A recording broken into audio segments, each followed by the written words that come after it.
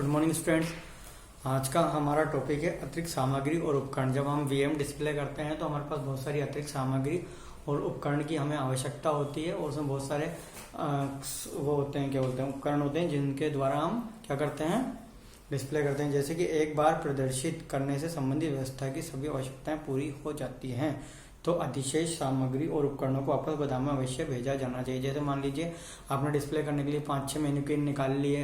अगर आपको मैन्युकिन काम आ गई है उसमें से 5-6 में से 4 या 5, तो बाकी बची हुई मैन्युकिन को क्या करना, आपको वापस से भंडार गृह में पहुंचा देना है। उदाहरण अधिशेष उत्पादन भंडार और अपशिष्ट पदार्थ हटाना। एक जूते की दुकान में प्रदर्शन को व्यवस्थित करते समय कर्मचारी रेक पर जूता मॉडल प्रदर्शित करते हुए उनके बक्से को तुरंत हटा देते हैं। मान लीजिए आपने जूतों का डिस्प्ले करा है तो जूते के डिस्प्ले करने के बाद क्या होता है, उसके जो बॉक्स होते हैं उसको आपको तुरंत वहां से हटा देना चाहिए। जूतों को प्रदर्शक के रूप में रखने से पहले ठीक से साफ किया जाता है। इसके अलावा अवांछित या पुराने सैंपल को गोदाम में सुरक्षित रूप से भंडारित कर दिया जाता है। यहाँ ये बताया गया वीएम करते समय हमें स्टोर की साफ सफाई का भी पूर्ण रूप से क्या करना है, ध्यान रखना है। अतिरिक्त सामग्री को हटा देना है। और जैसे मान लीजिए कत्ते रिसाइकिल करने के लिए जैसे कई बार हमारे पास क्या होते हैं, थर्माकोल की शीट, बबल रेप, ऐसे बहुत सारे आइटम्स हमारे पास आते हैं। उनको क्या करना, हमें जल्द से जल्द रिमूव करना है। पॉलीथीन, पॉली बैग्स, ये सब आते हैं तो उन सबको फ्लोर से हमें जल्द से जल्द क्या करना है, रिमूव कर देना है। यहाँ पर पिक्चर दी गई है 25 पेज नंबर पर। इसमें बताया गया रिटेल स्टोर सुपर मॉडल जो स्टोर होते हैं उसके अंदर किस प्रकार से अपशिष्ट पुनर्चक्रण प्रक्रिया की जाती है, अतिरिक्त सामग्री को किस तरीके से हटाया जाता है। इसके अलावा वहां पर क्या होता है, किताब की दुकान है उसका डिस्प्ले का पिक्चर पेज नंबर 26 पर दिया गया है। लेखन सामग्री की दुकान का पिक्चर भी वहां दिया गया है। डिपार्टमेंटल स्टोर और मॉल का पिक्चर वहां दिया गया है, जिससे आपको समझ में आ जाए कि किस प्रकार से वहां डिस्प्ले होता है अलग अलग दुकान में अलग अलग प्रकार का। दूसरा है रिटेल स्टोर प्रदर्शन के लिए अधिक प्रभावी रूप रेखा तैयार करना। किसी भी रिटेल स्टोर का आकर्षक विंडो डिस्प्ले अपने ग्राहकों पर सकारात्मक प्रभाव डालने के लिए पहला मौका है।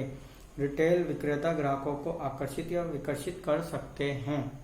इस प्रकार खिड़कियां 3D आयामी विज्ञापन बोर्ड की तरह काम करती हैं जो दुकानों की छवि को उजागर करती है, चाहे वे परिष्कृत हो, बाजार का समृद्ध क्षेत्र हो, फैशनेबल हो या आनंद से संबंधित हो। सफल विंडो डिस्प्ले की रूपरेखा बनाने के लिए कुछ महत्वपूर्ण सुझाव। विंडो डिस्प्ले होता है, विंडो डिस्प्ले किसे बोलते हैं, सबसे पहले तो हमें ये पता होना चाहिए।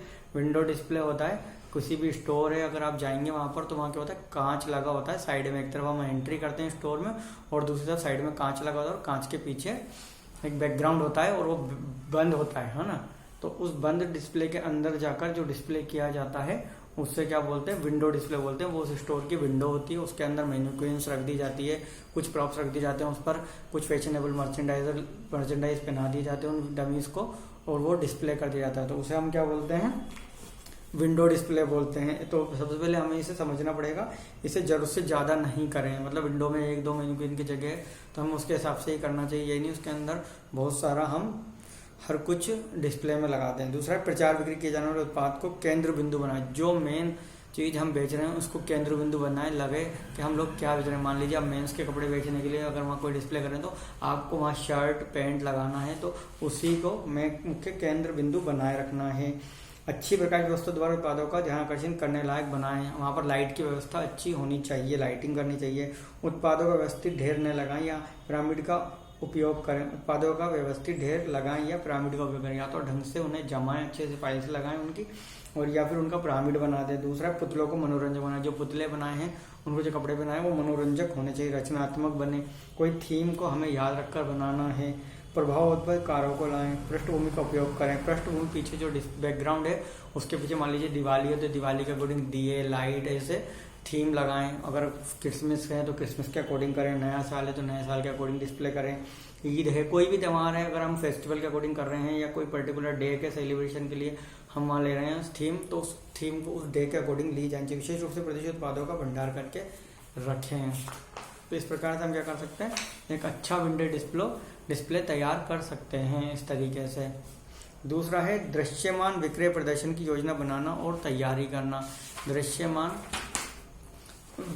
दृश्यमान विक्रय प्रदर्शन की योजना बनाना और तैयारी करना। इसमें है दृश्यमान रूपरेखा को समझना। सबसे पहले दृश्यमान रूपरेखा का परिचय। दृश्यमान रूपरेखा क्या है? दृश्यमान रूपरेखा स्थल से जुड़ी सामग्री है। जैसे मान लीजिए जहाँ पर भी आप डिस्प्ले करना चाहते हैं, जहाँ पर भी आप डिस्प्ले लगाना चाहते हैं, उस जगह का फॉन्ट, रंग, चित्रों और तत्वों आदि का उपयोग करके स्थल को सौंदर्य बोध पर बल देना। मतलब मान लीजिए अगर आप बच्चों के सेक्शन का डिस्प्ले कर रहे हैं तो वहाँ पे कार्टून कैरेक्टर बनाना, कोई जैसे ट्रेन बनाना, ऐसे बहुत सारे हम बच्चों के लिए वहाँ फूल पत्ती बनाना, इस प्रकार से कुछ भी हम पेंटिंग बनाएं बच्चों के लिए अगर हम बना रहे हैं तो उसके अकॉर्डिंग हमें वहाँ पर रंग, कलर लेने हैं। प्रभावपूर्ण दृश्यमान रूपरेखा उत्पादों को आकर्षक ढंग से प्रदर्शित करके ब्रांड में ग्राहकों की रुचि पैदा करने के अलावा उनका विश्वास भी बढ़ाता है। दूसरा है दृश्यमान रूपरेखा संबंधी नीतियाँ। रिटेल स्टोर एक विशिष्ट दृश्यमान रूपरेखा नीति का पालन करते हैं। मतलब एक SOP होती है इनकी डिस्प्ले करने की, कोई भी विजुअल मर्चेंडाइजिंग करने की, उसको ये लोग फॉलो करते हैं, जिसमें दुकान में उत्पादों को प्रदर्शित करने के लिए अपनाई जाने वाली विभिन्न प्रक्रियाएं और प्रोटोकॉल सूचीबद्ध होते हैं। प्रत्येक दुकान एक अलग दृश्यमान रूपरेखा नीति का पालन करती है। यही वजह है कि एक दुकान से दूसरी दुकान में उत्पादों की व्यवस्था भिन्न होती है। व्यवस्था दृश्यमान रूपरेखा नीति तैयार करते समय कुछ महत्वपूर्ण पहलुओं पर विचार किया जाना चाहिए, जैसा कि नीचे की तालिका में स्पष्ट किया गया है। माप के अनुसार उत्पादों को व्यवस्थित करना।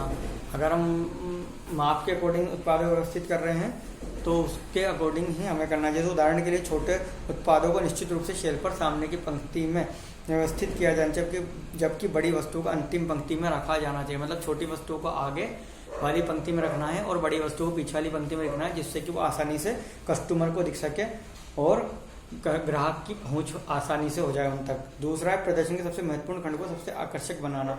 महत्व पर जोर देना। जो उदाहरण के लिए कुछ दुकानें महंगी वस्तुओं का आकर्षण बढ़ाने के लिए उसे कांच के बक्से में प्रदर्शित करती हैं। कुछ वस्तुएं ऐसी होती है जिनका हमें प्रदर्शन बढ़ाना होता है, जिससे कि कस्टमर की उनमें नजर पड़े, तो ऐसी महंगी वस्तुओं को क्या है, कांच के शोकेज में अच्छे से सजाकर डिस्प्ले हम कर सकते हैं। और फिर इसके बाद आता है तीसरा है सही रंग का चयन करना। उदाहरण के लिए प्रदर्शन की सुखद रंग योजना ग्राहकों की मनोदशा को बेहतर कर सकती है, जबकि सुस्त रंग उनको अरुचिकर लग सकते हैं। चटकीले लाइट कलर हमें यूज करने, हल्के कलर यूज करने, डार्क कलर कस्टमर में सुस्ती पैदा कर सकता है। सादगी, ग्राहकों के लिए वस्तु सुलभ होनी चाहिए। प्रदर्शन में क्या होनी चाहिए, सादगी होनी चाहिए, जिससे कि कस्टमर को वस्तु सुलभ आसानी से मिल जाए। ठीक है, किसी भी उत्पाद को खोजने में उन्हें ज्यादा श्रम न करना पड़े, इसका ध्यान रखना चाहिए। जैसे मान लीजिए गंडोले, ब्राउजर्स, और अगर हम वॉल फिक्सचर पे कहीं पर भी अगर हम प्रोडक्ट लगा रहे हैं तो इस प्रकार से लगे होने चाहिए थोड़े थोड़े गैप में, कि वहां से कस्टमर आसानी से प्रोडक्ट को पिक कर सके और ड्रॉप कर सके, वापस रख भी सके अगर उसे नहीं लेना है तो।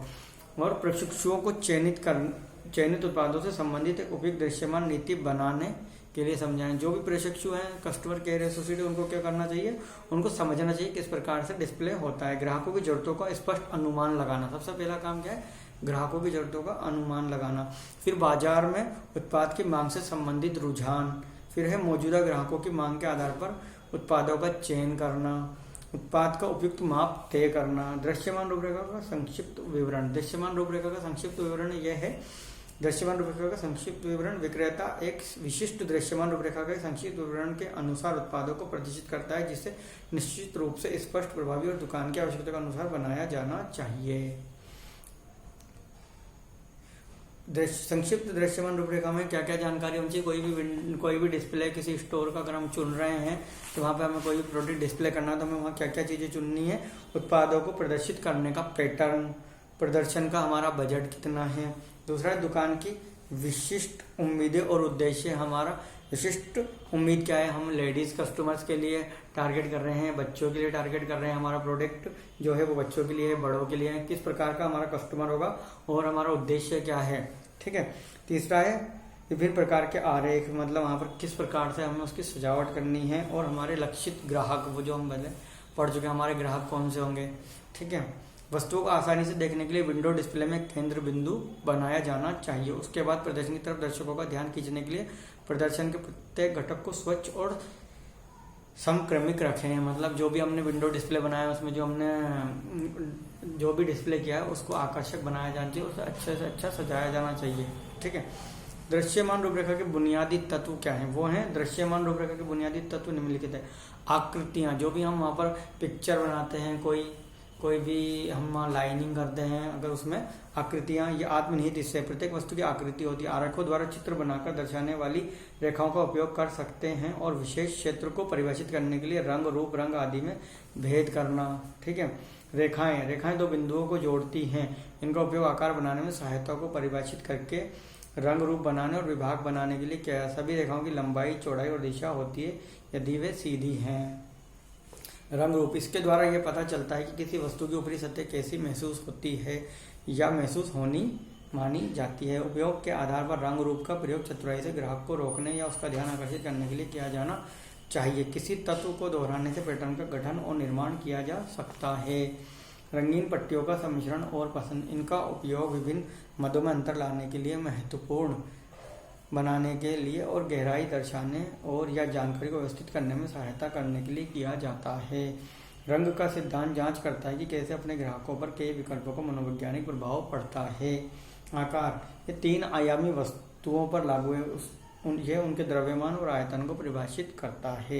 ये 2 या अधिक आकृतियों को जोड़ने से संगठित होता है। इसके अलावा इसे विभिन्न रंग, ढांचा और लहजा द्वारा सुधारा जा सकता है। मुद्रण कला, लास्ट जो है इसका वो है, ये फ़ॉन्ट का चुनाव, उसका संरेखण, स्थानांतरण, माप और रंग के चयन को प्रभाषित करता है। मतलब जो हमारा स्टोर होगा उसका रूप, रंग, कलर कैसा होगा, उसमें किस प्रकार से हमें लाइनिंग करनी है, उसमें किस प्रकार के हमें डिस्प्ले करनी है, उसके बारे में इसमें बताया गया है।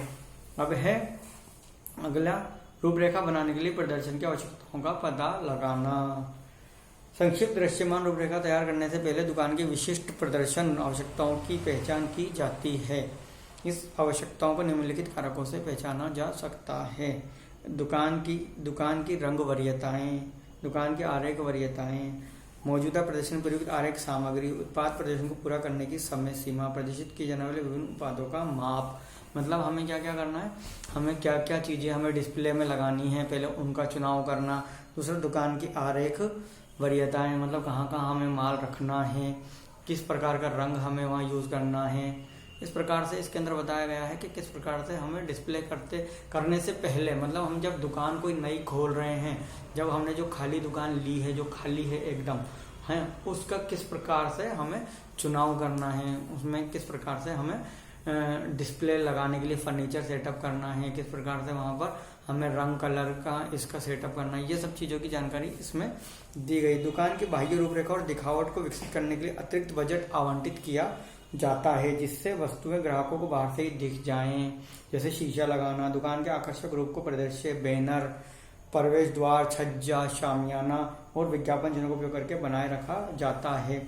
अन्य विभिन्न दुकानों के बीच अपनी दुकान को आसानी से पहचान देने और व्यापार को दर्शाने के लिए अद्वितीय सांचा और नक्काशी महत्वपूर्ण रंगों का उपयोग किया जाता है। मतलब जो दुकान की बाहरी जो जगह होती है उसको अलग से सजाया जाना, जिससे कि पता लग सके ये कोई नई दुकान खुली है या यहाँ पर कोई पर्टिकुलर नया आइटम डिस्प्ले किया गया है। दृश्यमान रूपरेखा बनाने के सिद्धांत क्या होते हैं, जैसा यहाँ पर क्या क्या करना है, एक उपयुक्त संक्षिप्त दृश्यमान रूपरेखा तैयार करें जो आपको रिटेल स्टोर में प्रदर्शित करने के लिए सही तरीके से उत्पाद की पहचान करने योग्य बनाए। सबसे पहले अपनी दुकान या संगठन का नाम लिखा होना चाहिए, दुकान का संगठन का क्या कार्य है, जैसे लिखा होना चाहिए लेडीज वस्त्र हैं, ठीक है। इस प्रकार से वहाँ पूरी डिटेल होनी चाहिए। दुकान संगठन का पसंदीदा रंग कौन सा है, कई स्टोर होते हैं ना उनका अपना पसंदीदा रंग होता है, जैसे शॉपर स्टॉप का ब्लैक एंड व्हाइट है, लाइफ स्टाइल का ग्रीन है। इस प्रकार से सबका अपना अपना कलर होता है हर रिटेल स्टोर का। प्रदेश के अन्य उत्पादों का माप, प्रदेशित उत्पाद करने के अनुमोदित बजट, कोई अन्य रंग आवश्यकता है। इस प्रकार से क्या पूरी डिटेल आपके पास होनी चाहिए। कोई भी आपकी दुकान के डिस्प्ले आप जब स्टार्ट कर रहे हैं उससे पहले आपकी दुकान के बारे में सभी कस्टमर को जो आपने डिस्प्ले किया है, कस्टमर को देखते ही पसंद आ जाए, तो इस प्रकार का आपको डिस्प्ले करना है।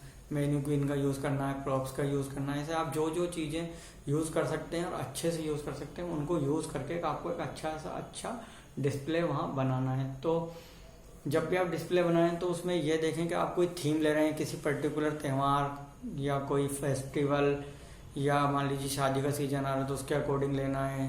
तो इस तरीके से हमें थीम लेनी है, उस थीम के आधार पर ही हमें क्या करना है, डिस्प्ले करना है, जिससे कि कस्टमर को जल्द से जल्द और अधिक से अधिक समझ में आएगा और हमारे जो टारगेट कस्टमर होंगे उनको पता लग जाएगा कि वो यहाँ पर उनके पसंद का सामान या वो जो फेस्टिवल त्यौहार या शादी का सीजन आने वाला उसके अकॉर्डिंग यहाँ पर उनको वो मर्चेंडाइज या जो आइटम वो ढूंढ रहे हैं मार्केट में वो यहाँ मिल जाएगा। इस प्रकार से डिस्प्ले करें कि आपका विंडो डिस्प्ले देखते ही समझ में आ जाए कि अंदर इस दुकान में, शोरूम में क्या सामान वहाँ पर अवेलेबल है कस्टमर के लिए, और वो उसको कोई ऑफर स्कीम चल रही है तो उसका भी वहाँ डिस्प्ले करें तो कस्टमर को पता लग जाए हाँ अगर इसमें डिस्काउंट भी चल रहा है, कोई ऑफर भी चल रहा है, अगर मैं यहाँ से शॉपिंग करता हूँ तो मुझे फायदा हो। तो मतलब दुकान के बाहर से गुजरते ही कस्टमर को पता लग जाना चाहिए। ठीक है, आज के लिए थैंक यू।